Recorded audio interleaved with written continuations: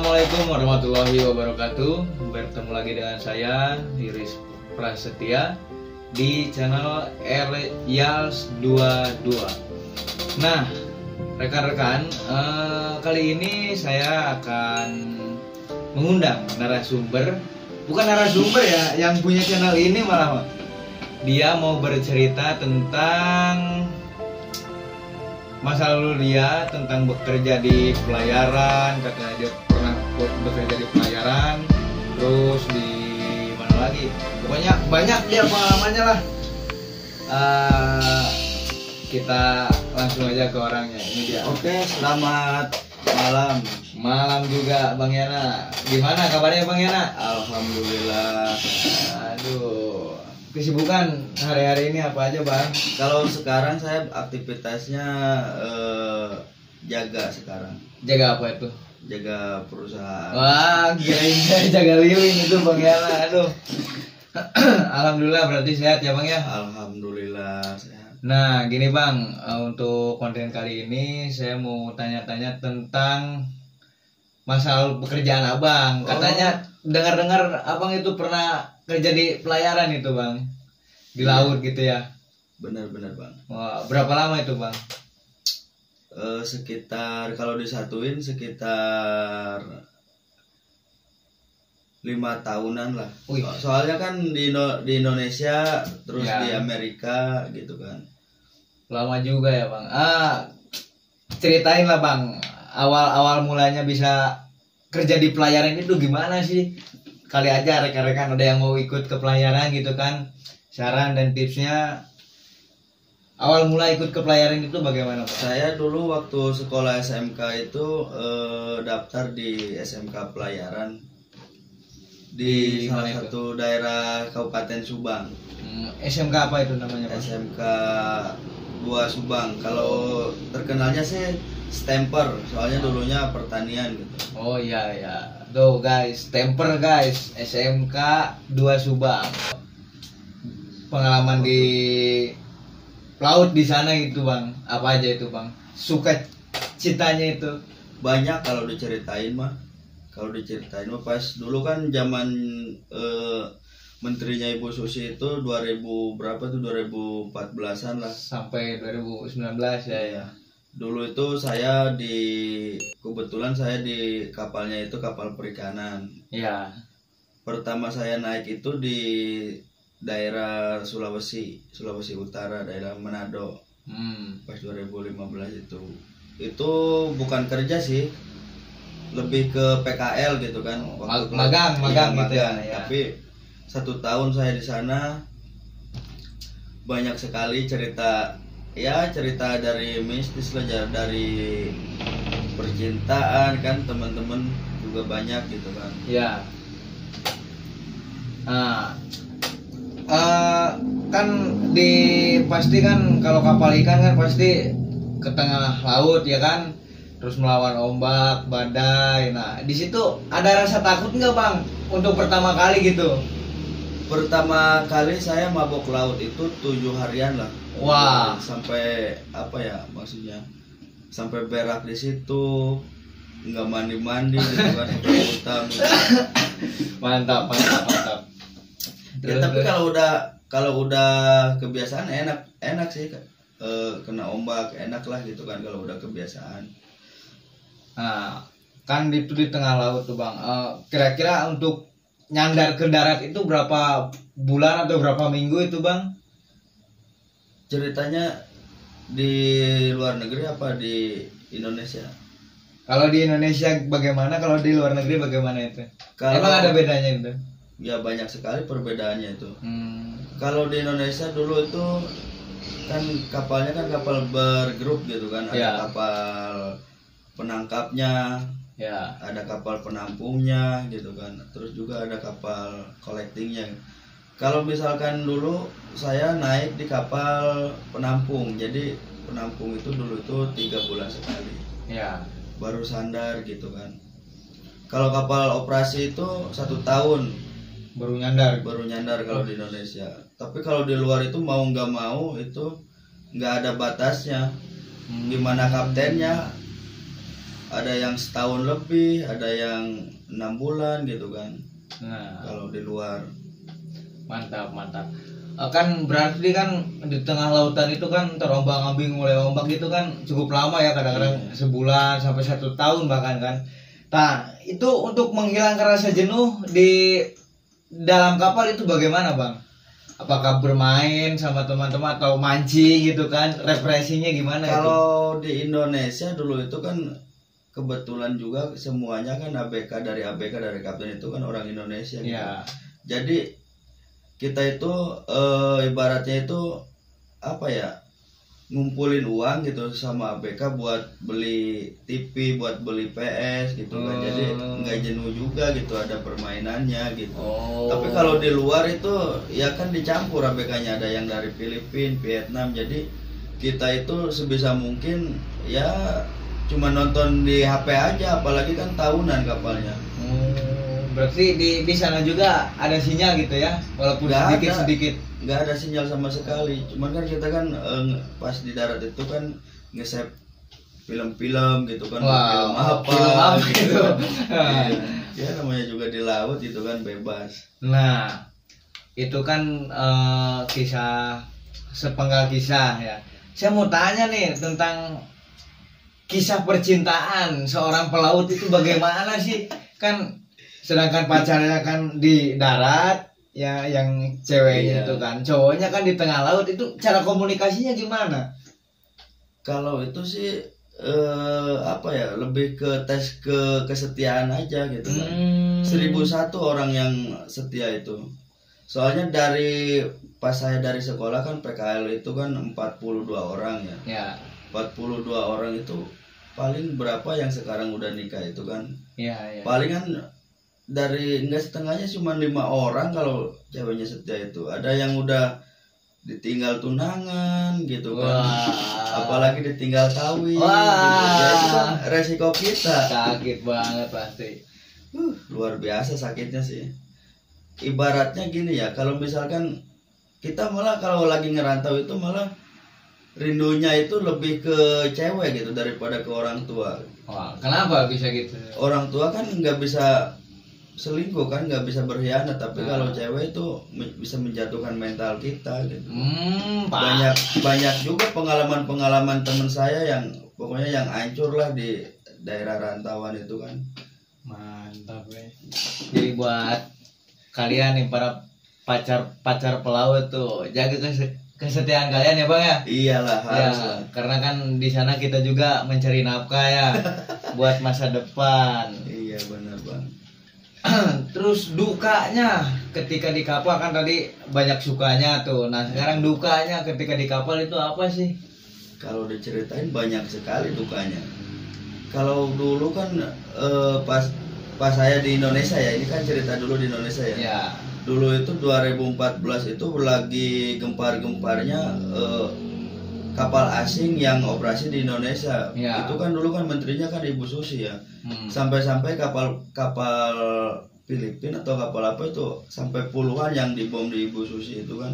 Nah, kita itu naik kapalnya itu kapal asing, tapi perusahaannya benderanya bendera Indonesia gitu. Jadi dampaknya itu ke kita nggak bisa operasi lagi selama 1 tahun itu. Was-was gitu ya. Iya. Jadi was-was. Jadi kan kalau kapal nggak operasi emang sih dikasih makan gitu dari perusahaan, tapi kan kita butuh ini gitu kan. Kalau kapal nggak operasi kita ininya kurang gitu. Benar. Jadi ya kita sebisa mungkin gimana caranya sampai menghemat gitu. Sampai suatu hari kan saking udah nggak ada uang apapun kan, kita itu bersama-sama ABK ya, kita itu runding gitu, mau jual apa gitu kan. Kebetulan kan kalau bahan makanan kan kalau di kapal kan sejahtera gitu kan, dikasih terus pasti ada. Iya, jadi kita itu ngejual beras gitu kan untuk dibarter sama makanan, sama roti, sama rokok gitu kan. Jadi ya seperti itu. Kalau di luar malah lebih enak sih di luar. Jadi kan kapalnya operasi terus di luar kan, nggak ada batasan mau ke kapal ke negara mana gitu kan. Yang terpenting kita sama-sama komunikasi gitu. Jadi bahan makanan itu ya kalau di kapal sejahtera sih kalau di luar negeri gitu. Nah tadi tentang sepenggal cerita, kesenangan sudah, terus dukanya udah. Nah kenang-kenangan yang selalu diingat ketika di kapal itu apa itu Bang? Kalau boleh tahu. Apa ya? Ya pokoknya semuanya yang saya sudah lewati di kapal itu menurut saya itu kenang-kenangan yang sangat manis gitu kan. Jadi manis untuk diceritakan gitu, tapi sakit untuk dirasakan. Sampai sekarang. Mantap. Nah, terusnya kan sering bersandar nih di negara-negara lain kan Bang kan? Iya. Nah, pasti tiap negara itu kan beda-beda bahasa tuh kan. Iya. Nah, untuk melakukan komunikasi itu bagaimana itu?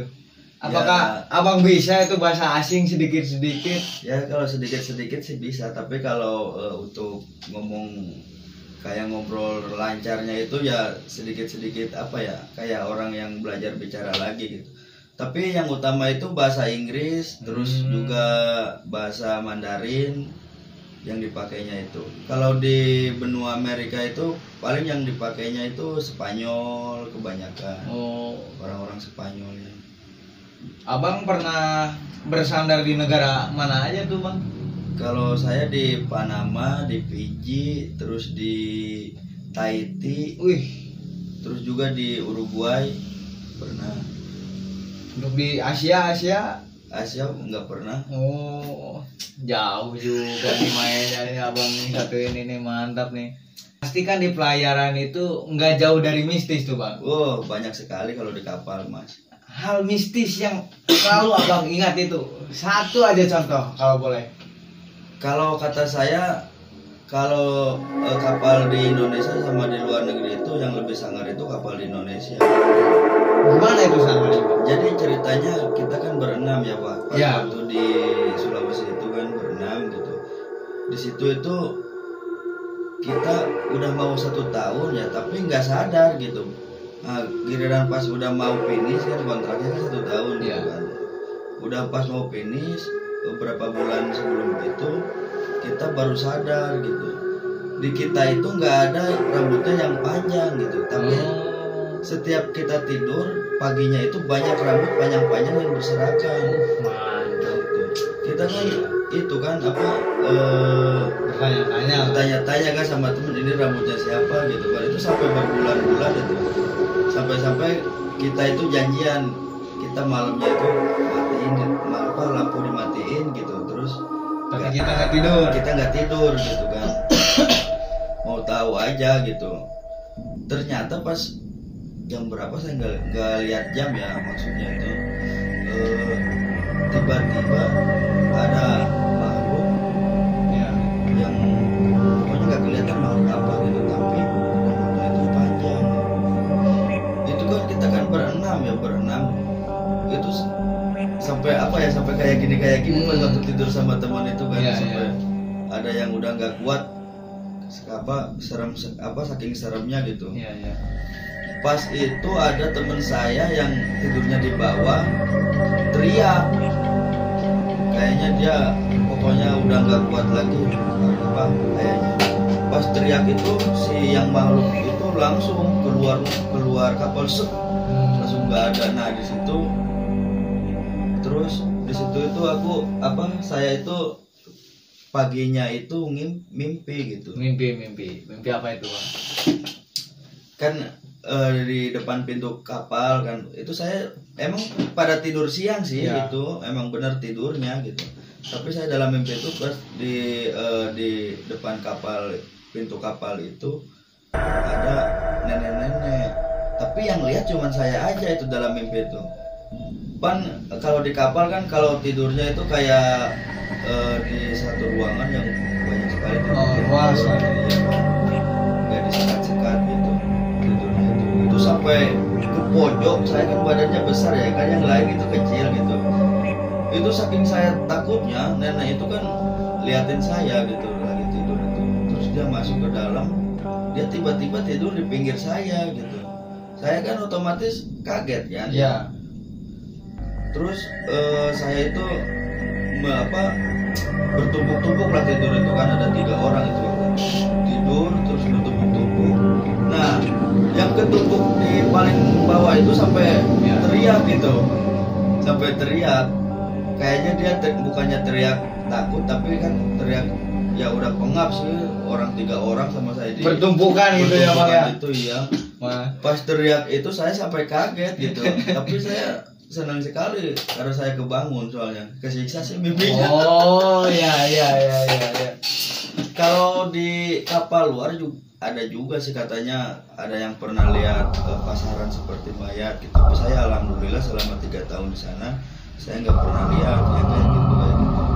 Sampai pas saya tidur kan, kalau di kapal itu kan jaga kapalnya kan gantian ya, 2 jam sekali, kalau nggak 1 jam sekali gitu. Kebetulan itu orang baru, dia lagi jaga. Orang baru itu dia katanya ngelihat seperti kapal kebakaran di laut itu, terus dia bangunin saya karena saya di situ udah lama gitu kan, bangunin saya sampai kaget gitu. Ada apa, ada kapal kebakaran gitu kan.